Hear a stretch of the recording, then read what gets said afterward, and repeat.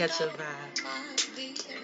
Catch a vibe. Ooh. I'd rather be smoking on a pound of weed. I'd rather be getting fried as fuck by some purple tree. I'd rather be going as fuck till I can't see. I'd rather be getting faded till I fall asleep. Girl, yes, yes. I am so loving that track. Miss Ash baby. Okay. Yes, yes. I'm loving it. Doja. Okay, ladies and gentlemen, good night. Buenas soon. Like, yo, I hope you guys are feeling the vibe. I'm feeling the vibe tonight. Yo, I just wanted to talk about something simple that we all have to deal with in this world, communication. And I wanted to give like little pieces of my life. And this is what I always tell people. For you to have an understanding of why people are the way they are, sometimes you have to get to actually know their story, where they came from, their background, what's causing them to be this way. Because, we automatically in this community, in this world, in society, reject people simply because we have no understanding of what they came from, what their background is. And a lot of times I realize that a lot of people just simply don't speak somebody else's language or know anything about their culture. So when they come off a certain way, they get offended or they talk smack, or they feel some type of way, or they might take your interaction even the other way, like, oh, you're being nice to them, you like them, they're sweet, simply because we don't understand each other. We all come from different cultures, different backgrounds, speak different dialects, and we don't realize how that little bit of communication actually makes a big difference within our everyday lives. Look, okay, I came up in Florida, born and raised. I lived on various sides of Florida, from South Florida all the way up to the east side of Florida. I've been able to travel so many different places over the time from I was young up until now. And the one thing that you'll notice sometimes when I post my pictures, show you my videos of places I travel, I don't travel like the typical tourist. I've always been the type of person where I want to get to know the raw, real culture, because I want to get to understand why you guys do things the way you do, why you speak the way you speak, because certain cultures can come off a certain way, and if you don't have an understanding of how the culture operates, it could come off confusing. Like, I come from a background where my people are blunt, raw, like very hardcore, and it's nothing meant bad by it, but if you don't have an understanding that you're in a different place where somebody else's culture is more like, like, this is how you talk, this is how you walk, this is my swag, it makes it kind of hard to really get a grasp of fitting in to your own area. Like, check it, right? I was born in Florida. I grew up in Naples, right off of a canal that led right into the river by the Gulf of Mexico. You feel me? The Gordon River. My parents are first time Americans. They both just came to America different times, got their citizenships. They don't know nothing about American culture. My father was a police officer back in Jamaica, in Kingston, law enforcement. And my mother came from she came from the countryside. She grew up in Old Arbor Bay, Spanish Town. She learns, I'm sorry, she grew a lot of stuff. She knew a lot about nature. Her father was like a fisherman as well. My grandma, she came from a whole different side. So, she's very cutthroat when she talks. And, I used to be like, yo, she talks so mean. That, not realizing that that's the type of culture and background she came from in her times. My mom came up in the 40s, 50s, living in Jamaica. So it's a mad different time. And it took me some years to take into consideration, like, yo, Ma's not mean. It's just she came from a culture, a different time, and doesn't realize the way she's coming off to my culture comes off more rude. So me as a kid, I realized I got into a lot of more confrontations. I wouldn't necessarily say fights, like confrontations, simply because I didn't have an understanding that I was coming off as hardcore and rude because I took up living in her household. I know her culture. This is how she talks. And even though I seen it as mean, I didn't realize I was talking the same way. So things I would say to people, people would take offense to, like, oh, what'd you just say to me? Even just the pronunciation, people would laugh. And that's, where I got the term white girl, because, I speak multiple dialects as well. I pick up easy on languages. So, think about it. I'm in a household with so many generations. My grandma's still in there from the 1919s, 1920s era coming up. My mom's up in the household from the 40s. The aunties come by and everything. Then you have my cousin's side where they came up more like in the 60s. My dad came up in the 60s. And then it's like so many generations, then it skips to me. I'm in the 90s. So I grew up with all those different type of cultures, all those different type of backgrounds. So my language and my dialect has always been a conflict for me from I was young. When I would talk to people, it's like I wouldn't get it, because when I would communicate with certain people, this is how I would communicate, but I didn't realize the way I was coming off to other people, it was coming off like rude. Like at one point, I didn't realize sarcasm, because my people are big on sarcasm, and coming from more like political backgrounds, more law enforcement backgrounds. If you actually look, just like the cop culture, and people don't believe me when I say this, cops have their own culture where, hey, they like to talk smack to each other. Some it's in a more like, I don't want to say degrading way, but a more like talk down upon type way, belittling way. And then there's others where it's more like it's an intellectual talk smack. I try not to say shit, but it's shit. They talk shit. That's how we would say it. And I remember hearing like my people when they would talk, it's always like sarcastic. So when I was here in the States, I came up in a Black American community. It was like I didn't know that they didn't necessarily knew what sarcasm was. And two, I'd also realized the culture was not different. But I didn't realize that. So, I would say stuff like, somebody sit next to you. Oh, you can't be here. Oh, I can't. Okay, this is my seat. Oh, I didn't know your name was on it. And something like that. To me, that's jokingly. That's jokingly, because that's how we spoke. But I didn't realize here it was oh nah, she want to fight, and I'm like, no, it ain't like that. But I didn't realize how my culture was coming off as well, and then also like how we talk is blunt. There's nothing serious. It's very just hardcore blunt.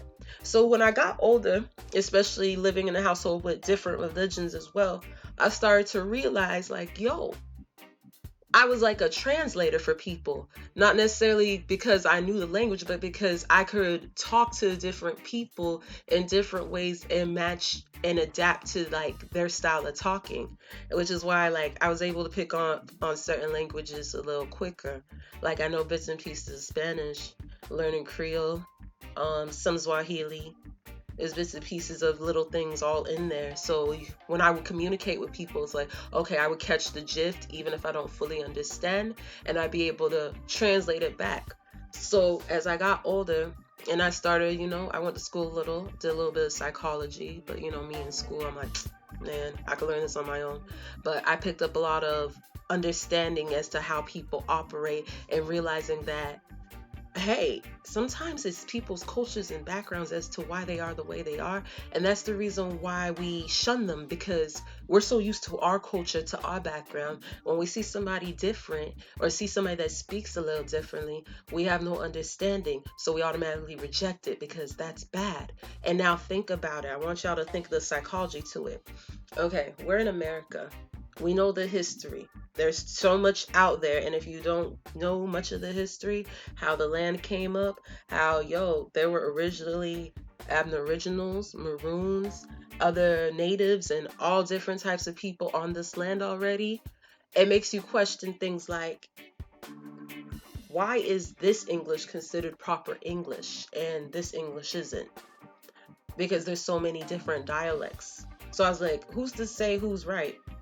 So me coming up, like I said, country mother, mix of city proper for my dad, and me in the United States trying to understand the African American culture. I noticed little ways I said certain things were different to people, and I would get made fun of, or they talk smack about it, or it would offend people. Like, check this. I was in class one day. Ooh, is it direction or direction? Because when I was younger, I used to say direction. That's how I would talk. That was my dialect I came home from. We say direction is a mix. I remember this girl was in class. She started laughing. She's like, direction? How stupid. I'm like, oh, wow. I didn't know it was really a difference because I come from, like I said, cultures where they speak in mixed tones, different dialects. You know, like if you hear my mom talk, there's bits and pieces of everything. Even though she's Jamaican, you'll hear little tones of like when she picked up stuff in New York. You'll hear little tones of like her dialect from the Bahamas, and then there's bits and pieces of Spanish. So sometimes when she would see me, she'd say, "Yo, what's up, mommy?" She would speak like that, and people would be like, what? And it's like she's Jamaican, you feel me? And my dad, when he talks to people, is usually, hey, what's up, chief? And I remember how sometimes my friends be like, what?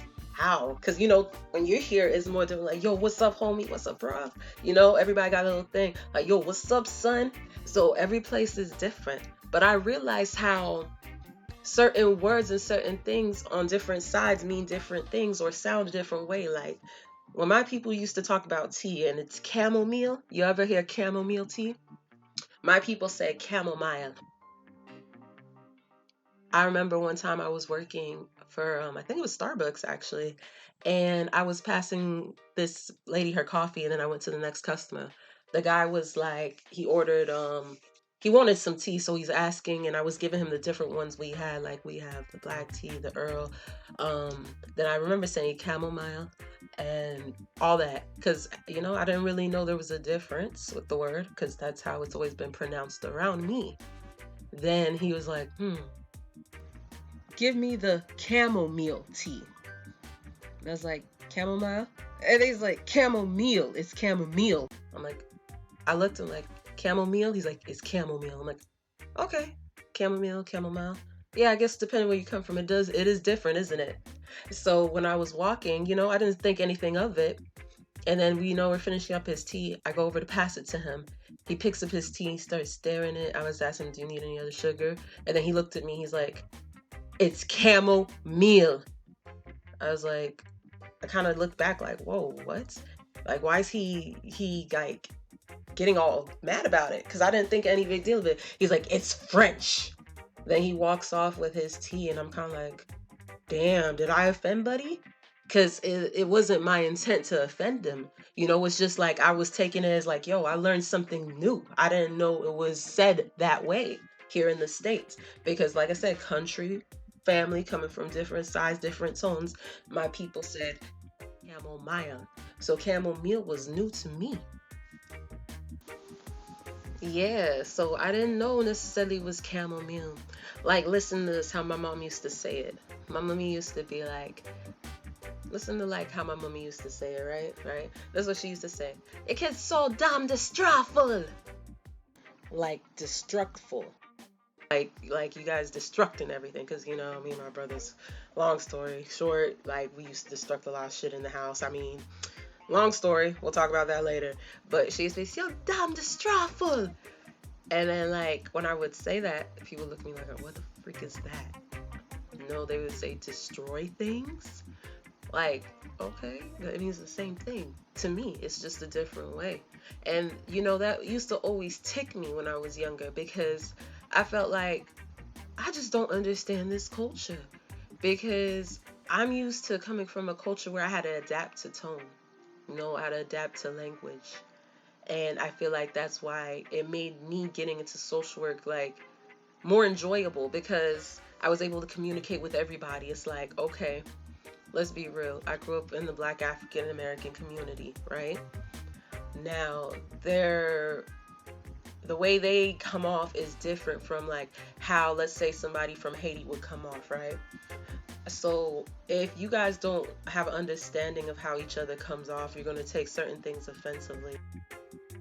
I actually had a discussion at one point with this one guy, and he was telling me a story about how his coworker, they worked in a school, they were visiting the school, and he was talking to this Haitian boy, like trying to discipline him when he was talking to him, like, "Do you see that as right?" Blah blah, and he said he was getting more offended by the kid because the kid had his head down and wouldn't like look him in his eyes. So he went back telling his coworkers about like he's disrespectful. He wouldn't even look me in the eyes. And he was telling me how he told his coworker like, "Do you know anything about the Haitian culture?" And due to him being like a missionary at one point and traveling, he's like, if you knew the Haitian culture, in their culture, as a sign of respect, they avoid eye contact. So, here in the States, when we talk to somebody, we look them directly in the eye. But in Haiti, as a sign of respect, they turn their head down. So it's little things like that in between that I'm talking about. Like, we don't have an understanding of each other's background and culture. But because somebody does something differently, we automatically just shun it. In reality, if you know the Haitian culture, you get to know it, they speak very blunt. They speak very blunt. They don't hold nothing back. There's nothing like, "Oh, look at you. How you doing?" Like bonsoir, yeah, bonsoir. Like, how you doing? Bonjour, it's the morning. What is this? I know you guys seen that episode on TV, Black Ink Chicago. That one with Neek and Charmaine. Now y'all know I don't really do TV like that, so I don't really keep up with this show. But when I see certain highlights on YouTube and stuff, yeah. So I was intrigued because I seen the Haitian mom. I seen the episode where she met the mother for the first time, and also inviting the mom over for dinner. It cracked me up before it even started because I was just like hearing how she talked, not judging. I'm like, okay, she sounds more African American, knowing how the Haitian women are. They come from a very different, more strict background. So as soon as she like came in, I was like, oh my god, here we go. I started laughing because I had an understanding of how the Haitian culture is. It's a very, very, very blunt culture. I've been around a lot of them to know that's not anything offensive. That's just how they are. Man, they don't care. Like, I would come in and be like, ugh. I'm like, hello, hello. They'd be like, hello. Well, she's so fat. Yo, Jamaicans do that shit too. My parents used to do that shit a lot too. Yeah, they're so fat, but it's not like in an offensive way. It seems so because but it just to them it's like, yo, you eating good, dog. Like, I realize that when you go to different places, it's like, yo, certain things don't mean a certain way. Like, I always tell y'all about my people, how on a daily they used to call me fat. Every day. "Oh, you're so fat." They walk up to me and say it like that. "You're so fat." And I when I was young, I didn't look at it offensively. But then coming to America, listening to how they say it, even though I was already born here, like I said, I traveled a lot. Being in America, then you hear it and it's like, it's so rude. Like, let me tell you something, especially you'll learn like white culture here in America. Oh my god, you could call them a B, but once you call one of these girls fat, it's like they're gonna kill your ass. Like, it's such an offensive word to them. So I didn't have an understanding of that at first until I hit like middle school. I didn't really realize it was bad. I was just like, okay, like, I didn't, but the way they used it here, it was so negative. Like, when my people say it's like, you're just fat, that's it. It wasn't like it's negative, I felt any type of way. But then I got here, it's like, ew, she's fat, that's disgusting, it's nasty, she's ugly, she's this. And then you would hear it all the time, and I'm like, and it was mainly like the white culture and the Black American culture I heard it from. It wasn't the Caribbean. Like, when it came to the Caribbean kids, it was more understanding, and the Latinos. Because let's be real, you go see some Mexicans, some of them have more weight on them. As far as the culture, they don't give a damn. It's just like, oh, it is. All right, gorda, gordita. You know what I'm saying? Some Latin cultures are like that as well. So once you have an understanding to them, like, there's a Brazilian lady, whenever I go to the restaurant, I couldn't speak much Portuguese, but because I know a little bit of Spanish, I could communicate with her at times. So when she would say something, I was asking her for like certain food, and they cook some pork in certain sides, so I have to make sure like, yo, what is this? But there was a lot of stuff I couldn't eat on there basically. So I was on a time limit, so I was like, she's like, oh, it's like she was trying to talk to me like, sorry, gorda. And then somebody was like, yo, she called you gorda. That means fat. Like, yeah, I know. And he's like, you're not gonna get mad about it? Like, no, because I know in their culture, they don't mean it in a rude, disrespectful way like the American culture. It's different. So, what really had me realize this recently that, yo, we live in a world where diversity is everywhere, especially even just amongst our own cultures, like Spanish people. If you see, you can't like generalize anybody because you got Spanish, but then you got like, okay, Latino, you got the Caribbean type Latinos, or you go to the Mexican culture, depending on what part of Mexico they are, you got like the Mayan, Aztecs type. People are coming from so many different places. Like, you'd be surprised how many black people are in Mexico, were born and raised in Mexico. And I'm think later I'll post a little documentary where you could watch on YouTube in regards to like a whole black culture in Mexico that feels forgotten. And it surprised me because I realized like, yo, our culture is everywhere, but because we have no understanding of how they talk, their background, where they're coming from, we shun their culture. Because what's the difference of me being black in America, growing up American, but me rocking a different style, such as like you guys see, I have my little beanie hat because that's me. I got my turbans. But at the same time, there's days I got a little, who knows, hip hop style to it. It's like a little mix. And because it was different, I used to get made fun of all the time. And then, with other things in between, I didn't have the best, of everything when I was young. Didn't have the best clothes, parents couldn't afford it. It's all cool. I was always humble that I just had it. But that's what I'm saying. Communication and having an understanding of people's backgrounds and where they came from could really help you communicate with other people. Because mind you, even though like we're in America, and I want to stick this to the Black American culture, I want you guys to realize that there's other people that grew up here but came from a different culture, and you guys need to be more open to it. Because what you realize in media is when it comes to black people, there's always one set image that they put for black people, African American, and they make it seem like it's anywhere. Because you'll notice if you go to Africa, if you go to Jamaica, you go to Bahamas, a lot of the African American culture is there because the music, they really listen into the music. Like my cousins back in the days, when we used to have to download and wait. When we were coming up, and my cousin Jamaica, yo, cuz send me some of that new rap music. It was always an exchange of music that we would be exchanging. I'm like, yo, you have to send me the new Spice, the new Cartel, because they get it first. They live over there, so we would always be exchanging music. So I realized how influential, especially the Black American culture and music, really was.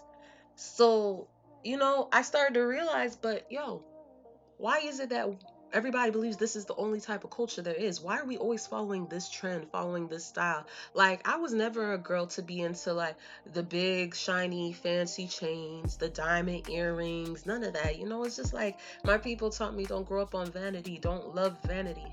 Materialism, nah, it's not good. You know, do what you love. So I get more of my beads. I'm more like I got a little, I want to say gothic punk rockish style to me. That's just always been me. But because like people didn't understand my culture, they thought like, man, look, what are you wearing? You're trying to be white. But if I were to go to like certain parts of Jamaica or certain parts of Georgia, they'd understand, because that's on certain sides is normal. But because we're so set and used to one image of us on TV, we don't think that there's other cultures of black. And that's where some of the communication lies. Lack of communication. We don't realize that we're all from the same place, but we come from different cultures. So there's diversity in our culture. But because there's a set image for black people, basically a little bit of everywhere, everybody thinks we're a monolithic culture. So when you have dreads here in America, and I'm gonna show an example of this, right? I was talking about how people look at dreads in America at one point bad, And then there's also another side of the dread culture where they don't think is bad, right? So me coming from a Yardy background, I'm not a Rasta, but at times I'm like I have a Rasta soul, I guess you could say. But I have a more of a rocky, edgy type rockas vibe is what I called it when we were younger, like rockas. Like I'm like that punk rock type shit, but at the same time, like I got a twist or dreads in my hair now. But so when people look at me here in America, they actually approach me differently being a black woman, because I've been approached different ways for looking certain ways, and I really realized at one point, like, yo, me dressing like this and me acting a certain way is what's really getting me in trouble. And then I realized how you could look at the influence of the culture and how it turns into a language within itself. Because people, you gotta look at it from all ends. White people are looking at black people a certain way due to what they see on TV. And it's usually through media of music, a lot of the music. So they think of us a certain way, they look at us a certain way. So in their head, this is the type of language you're presenting when you rock a certain way to your dress. So I remember we were talking to some friends and they were talking about how they would just go to jail or get pulled over simply just because of how they looked, you know, their hair. And some of them had dreads and it was all different styles, but I remember one boy with dreads, like we looked at him and the way he was talking and everything, I was like, okay, when I get approached or my boyfriend gets approached and he has dreads just as well, white people don't come off that way to us. It's a very different type of style, a different type of communication. And I remember at one point when I did dress a different way or my hair was a different way, how people approached me. So like I remember when I was younger and I was getting more into like the Black American hip hop culture. I'm like, "Oh, let me try this with the earrings," cuz I went through so many different styles. I was just experimenting. And I remember how certain people approached me because I looked a certain way. I came off to them like a ghetto girl, right? And the only thing that always saved me was the way that I talked. Because they look at me, and I remember one girl gave me attitude, straight attitude. Like I pulled up to counter, it's like she kind of just ignored me, rolled her eyes at me. And I was like, "Good evening, ma'am." And then she kind of gave this little throwback, like she just said good evening to me. And I really realized, because I've been back to that place a few times and I've seen so many different people come up in her lines, but I'll even see like how certain girls would dress, like how I dress kind of like them, and how they would talk to the lady, and how she kind of looked at them like, yo, because they would talk ghetto and shit. According to them, that's what ghetto is. To me, that's normal, but to them it's ghetto. So they're like, "Oh, she's like this, she's rude." But in reality, it's just a lack of understanding the culture, the communication. They talk a little differently. You think it's rude, you think, oh, they're uneducated, but in reality, that's their language. So it was so hard for me growing up in America because I came from a multicultural, family. And, my family's all over the place. There's some in England, some in New York, some I still haven't met on the islands, different places. They're all over. So, like I said, I was always used to adapting to tones, being able to travel. When I went to Jamaica, I would stay in certain places where, hey, I have to go I have to go to the bathroom outside, and I always appreciate those little experiences because I'm always cool about everything. You can take me to the worst spot, I'll still go like, okay, whatever, So I remember I got to a side where my mom grew up, seeing where she would have to live, how she would have to climb up the hills, run up hills and shit. And I was like, damn, no wonder y'all bitches stay in shape over here. Like y'all always on a damn hill. If Florida don't got hills like that. But yeah, I got an appreciation more for her and understanding like, damn, this is your life. This is what you come from. No wonder she's so roughneck. No wonder she talks the way she talks. Because then when I went up there and heard how they talked to her, I was like, oh, wow. It was the culture. And at that point, I realized, yo, mom's not being mean. She's just speaking a different language. And that's where I feel is one of the things we all have to work on, especially living here in America, because America is diverse. Us Americans here, we all come from different backgrounds, different cultures. There's some of us where our families have been here for generations, maybe 5 generations, and there's some of us where our family's only been here or just got here, or like me, I'm a first generation, you know. They say Jamaican from Jamaican terms. Like here we say Suntian, I'm under a different culture mentality. So I realized I've always been a translator because I was able to adapt to language, so I would be able to go back to another place and speak it when I got older. But I also want you guys to really listen to people and get to know them and get a little information on their backgrounds and see where they're from, see what they're learning, see how they learned, where they came up. And you guys need to travel. If it's one thing I say in life always humbles me, it's traveling, and that's why I do it the way I do. I don't want to stay on no tourist resort place because I live in different parts of Florida where I see that shit every day. You feel me? Why do I want to go to another country and deal with that? I want to know why you guys have the culture you have. So me, yeah, like here's a perfect example. I went to Barbados one year, went over to Bridgetown, and I was like, okay, I always put my mindset in, I'm going to travel like them. I'm going to try to see how they speak to people, what they do. And every time I think Caribbean, for some reason, I automatically think like Bahamas, yeah, yeah, Jamaica, some kind of like party vibes. Yeah. So when I went to Barbados and I landed, I was kind of like taken back, like, whoa, it was a lot more like laid back, a lot more reserved, a lot, I wouldn't say necessarily militant, but you could see the difference in just even the way the people dressed. The women dressed very like sophisticated. Yeah, it was more modern, no revealing this, none of that. And you know how America is, you have a little mix of everything. But then I got there and I was kind of like, whoa. So I was like, okay, how would I get from this side to like where my apartment is? Okay, cool. So it's a bus. So I took one whole bus ride from the airport all the way down. And literally, when I landed to the middle of town where the bus stopped, and the bus was different. Like, it was mad different. I was just, let me say, I was just so shocked by how the culture really was. It was very just laid back, thrown back. And I was like, whoa, I still seen a lot of the buildings. And their independence wasn't like so long ago when you really think about it. So I was looking at some of the buildings, seeing them like very old school. Some you could tell like it probably went through some type of disaster, and then there's other parts where it was very like uphilly nice, like, yo, okay, that's cool.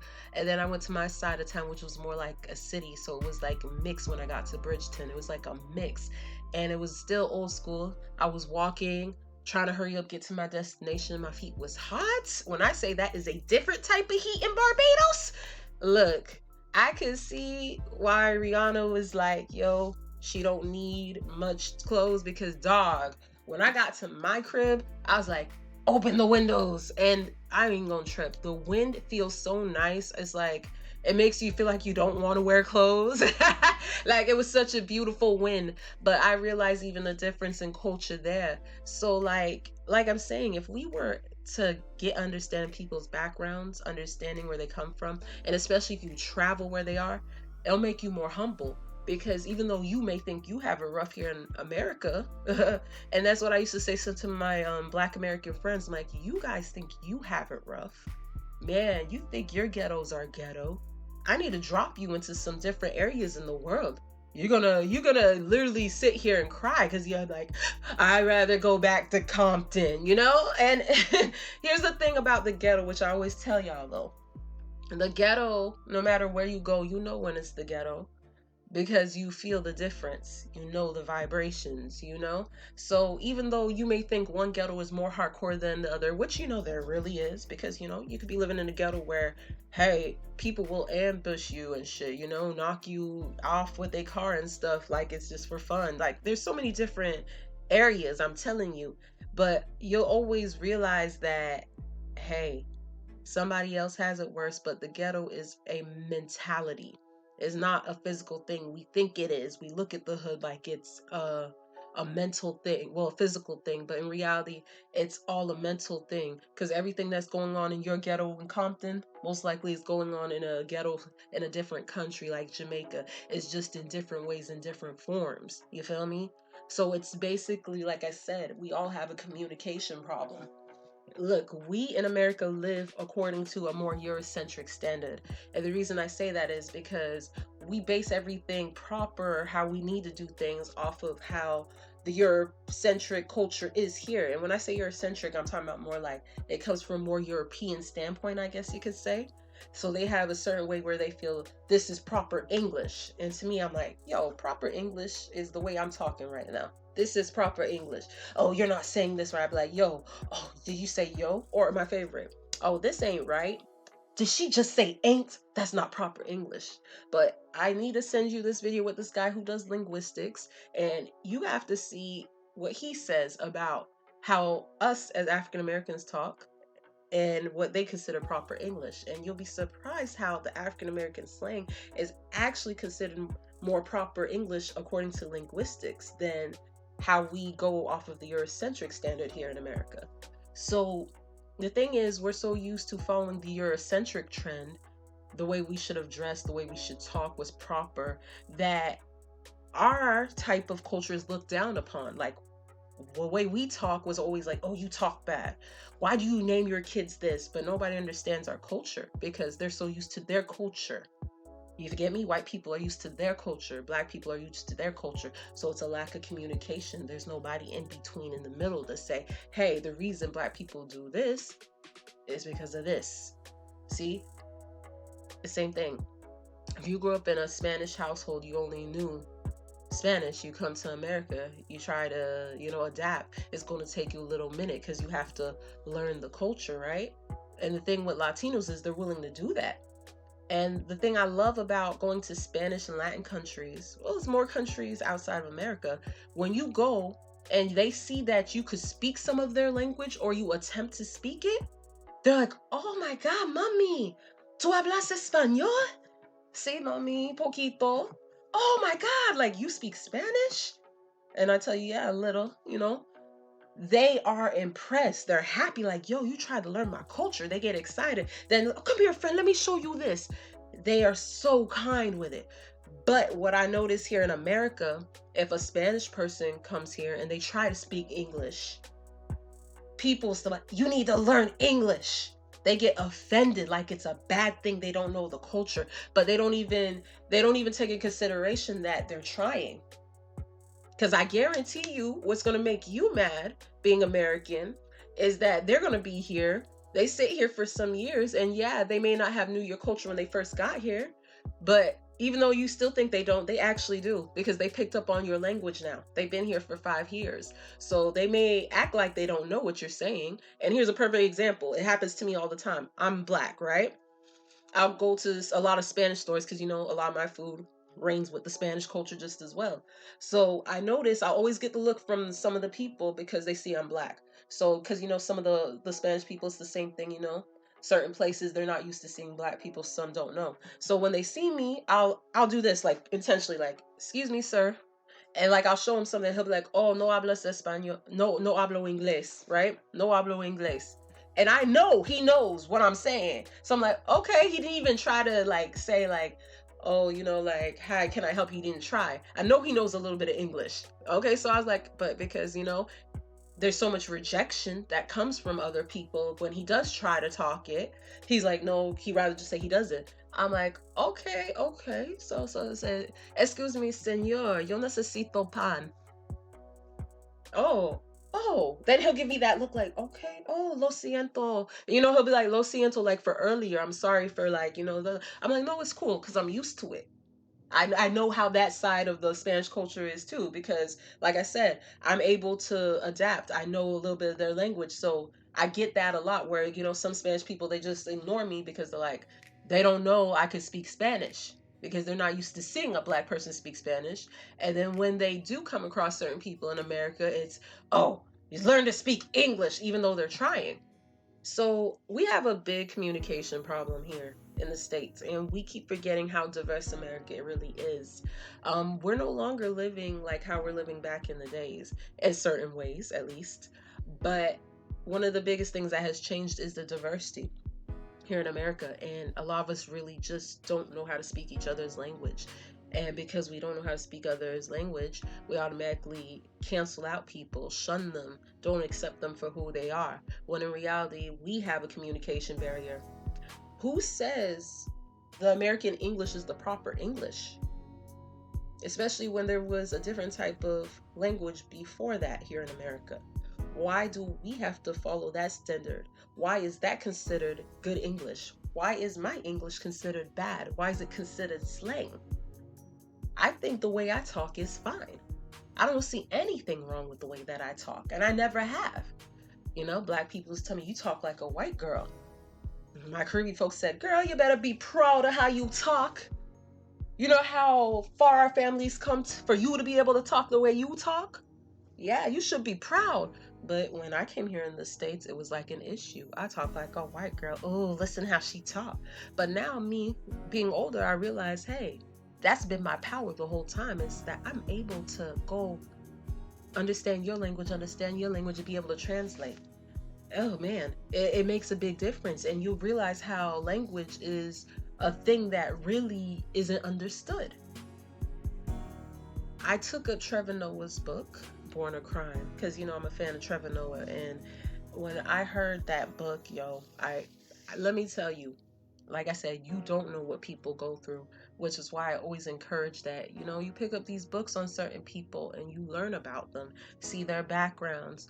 Definitely pick up Trevor Noah's book, Born a Crime. Like, his story is so touching, and like I said, what you think you've been through, man, listen to what this brother's been through.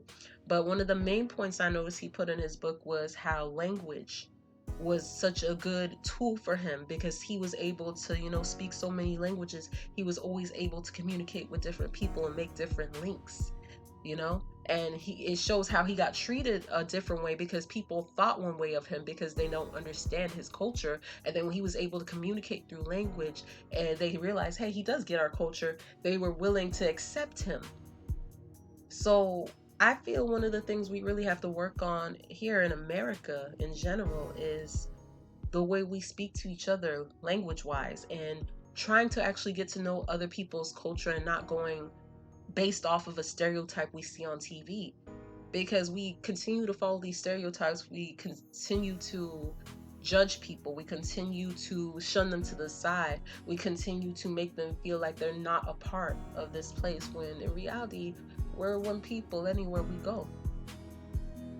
We just come from different backgrounds, different understandings. What you think is rough, this other person's gonna be like, man, you ain't been through nothing. That's what I think some people don't realize as their privilege here in America. Like, my parents used to push it hard on me, like, we're here, coming from where they came from, you need to utilize your time. Which is why, I feel like my ambition was always different. My drive was always different because they came from a hardship and they really pushed to get to this point. So now that I'm here, I got to push to get to another point. It's going to be the same thing if I'm blessed with kids. I have to push them to get to another point to continue to better ourselves. Because once we continue to better ourselves, learn these different things about each other, we all can prosper. You feel me? We all could move up in different ways. That's part of the cycle that we have here, is that we're continuing to try to live like we're back in the past and not updating technology. Yeah, just like technology needs to be updated, our mind frames have to be updated just as well. The way we talk has to be updated. The problem is we continue to implement these old laws, this old system, all these old ways, thinking it's going to work in this new era. Nah, our socialism needs an update. The way we look at things needs to update. The way we view things needs an update. The way we communicate needs to update. So with that being said, people, I need y'all to realize that we just need to learn about each other. And like I said, we have so much more to talk about in the future. I have a lot of things I want to share. There's some people I would like y'all to meet on top of that and hear some of their stories. Well, like I said, we'll talk more future projects, more everything coming. Thank you guys. Buen son. Keep it real. Learn to communicate with one another. Try to learn people's backgrounds. Mad love, good vibes, and I will catch you again later.